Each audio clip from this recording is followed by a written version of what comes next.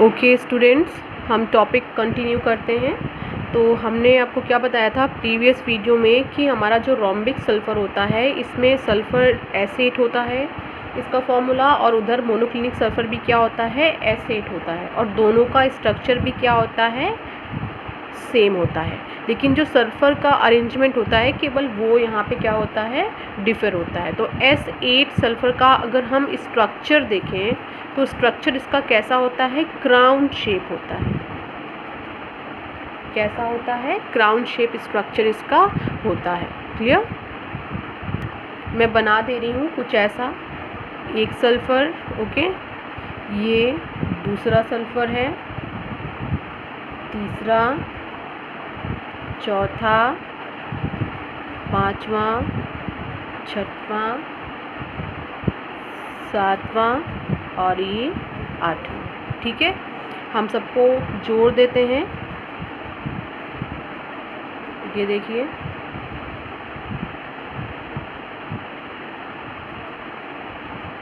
ये देखिए crown shape structure कभी देखा होगा क्राउन, आपने तो देखा होगा ऐसा होता है क्राउन। ठीक है, तो कुछ ऐसा स्ट्रक्चर ये शो करता है। ठीक है, तो यहाँ पर हम बॉन्ड एंगल देखते हैं तो बॉन्ड एंगल कितना होता है, 107 डिग्री, और बॉन्ड लेंथ हम चेक करते हैं तो बॉन्ड लेंथ होता है 204 pm। ठीक है, तो बॉन्ड एंगल 107 डिग्री होता है, और सेम स्ट्रक्चर होता है रोम्बिक सल्फ़र का भी और इधर मोनोक्लिनिक सल्फ़र का भी। ठीक है, तो ये जो आप शेप देख रहे हो ये तो S8 के केस में है, लेकिन अभी हमने बहुत ज़्यादा ऐसे शेप स्टडी कर लिए हैं, ऐसे एलोट्रॉप सल्फ़र के स्टडी कर लिए हैं जिसमें डिफरेंट शेप हमें देखने को मिला है। अगर सल्फ़र के केस में हम देखें तो अब तक हमने 6 to 20, ठीक है, सल्फ़र का जो अटैचमेंट है उसको लेकर के हमने इसको स्टडी किया है। तो अगर हम S6 की बात करें जो कि आपके सिलेबस में दिया गया है, S6 में जो हमारा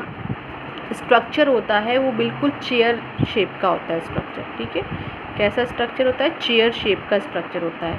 सपोज़ कि ये बना दे रही हूँ, एक ये सल्फ़र है और एक ये सल्फ़र है। ठीक है, दूसरा ये सल्फ़र है, तीसरा ये सल्फ़र है। ठीक है, एक ये सल्फ़र है और एक ये सल्फ़र है। ठीक है, तो इसको हम जोड़ देते हैं, ये और ये। तो ये देखिए जैसे हमारी चेयर होती है कुछ ऐसा स्ट्रक्चर इसका देखने को मिलता है। ठीक है, तो S8 सल्फ़र यानी रोम्बिक और मोनोक्लिनिक सल्फ़र का स्ट्रक्चर कैसा होता है, क्राउन शेप होता है। S6 अगर हम देखते हैं जो आपकी बुक में दिया गया है तो ये कैसा स्ट्रक्चर शो करता है, चेयर स्ट्रक्चर शो करता है। तो इस तरह जितने भी एलोट्रॉप होते हैं सल्फ़र के वो सब डिफरेंट स्ट्रक्चर को शो करते हैं। Okay, now next topic is anomalous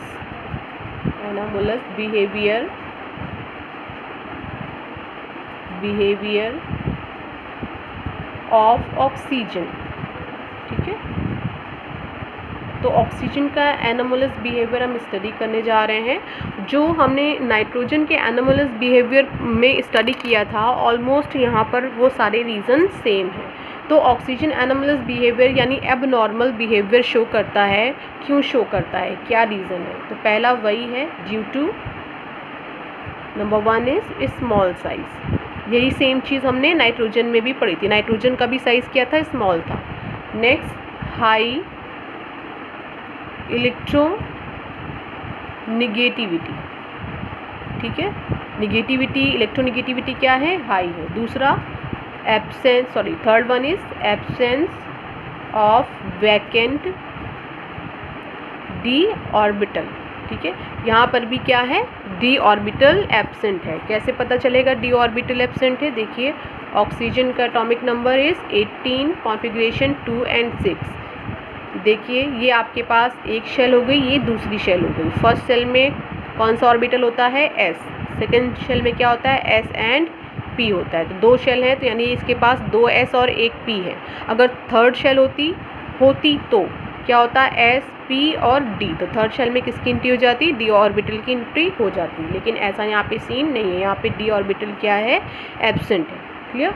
तो अब हम देखते हैं ऐसे कौन कौन से बिहेवियर हैं जो ऑक्सीजन डिफर शो करता है अपने ग्रुप में। ठीक है, तो पहली चीज़ तो हम जान ही गए हैं कि ऑक्सीजन हमारा क्या है, ऑक्सीजन इज़ गैस।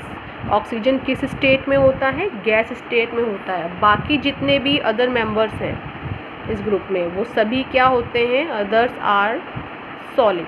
बाकी सब क्या होते हैं? Solid at room temperature. एक तो ये एबनॉर्मेलिटी है, ठीक है।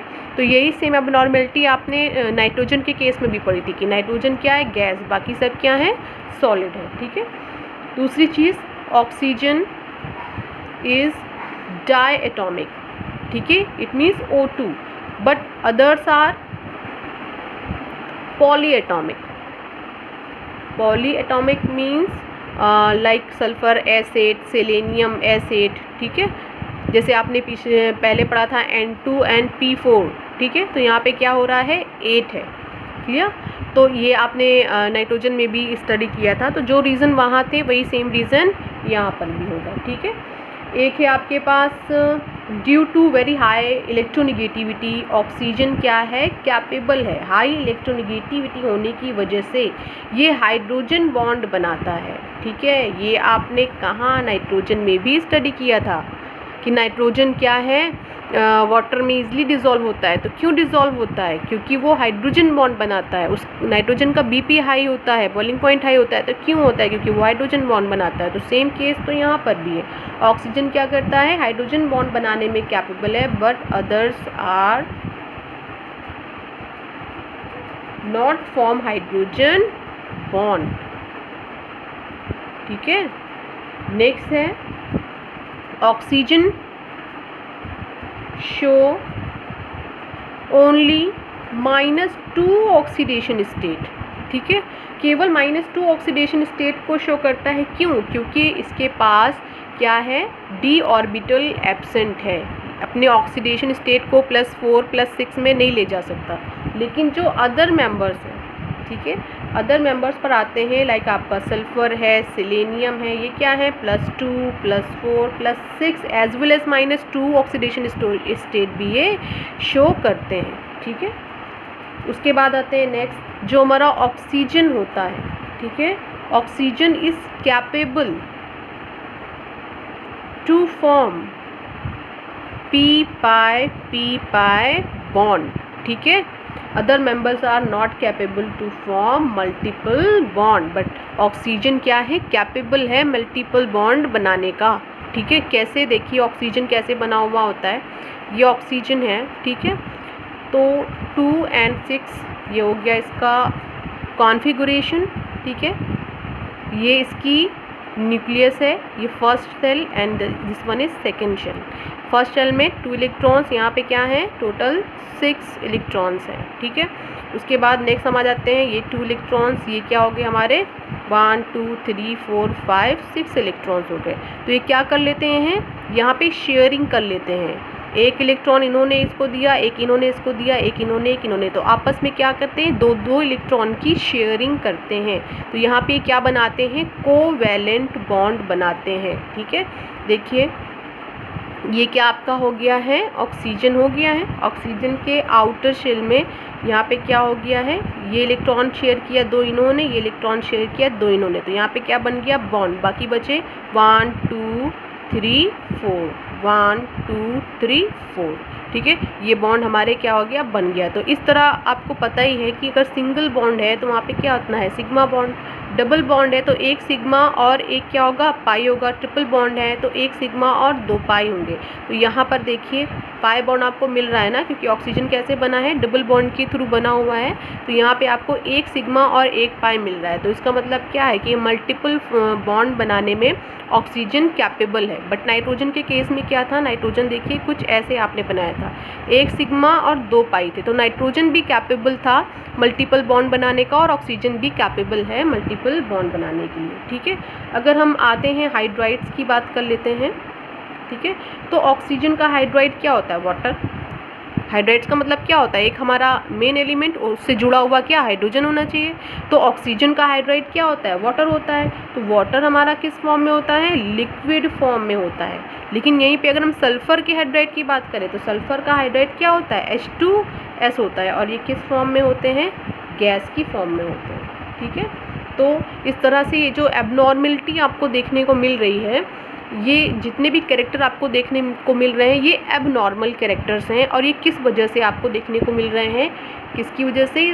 ऑक्सीजन का साइज़ स्मॉल है, दूसरा इसकी इलेक्ट्रोनेगेटिविटी हाई है, और तीसरा जो मोस्ट इम्पॉर्टेंट है कि इसके पास वैकेंट डी ऑर्बिटल नहीं है। तो इन 3 रीज़न की वजह से ये एबनॉर्मेलिटीज़ आपको देखने को मिल रही हैं। तो आप इसमें बिल्कुल भी कंफ्यूज मत होना, जैसा आपने नाइट्रोजन में मैंने एक्सप्लेन करके पढ़ाया था सेम चीज़ें यहाँ पर भी हैं, लेकिन वो एप्लीकेबल किसके ऊपर है? यहाँ पर ऑक्सीजन के ऊपर।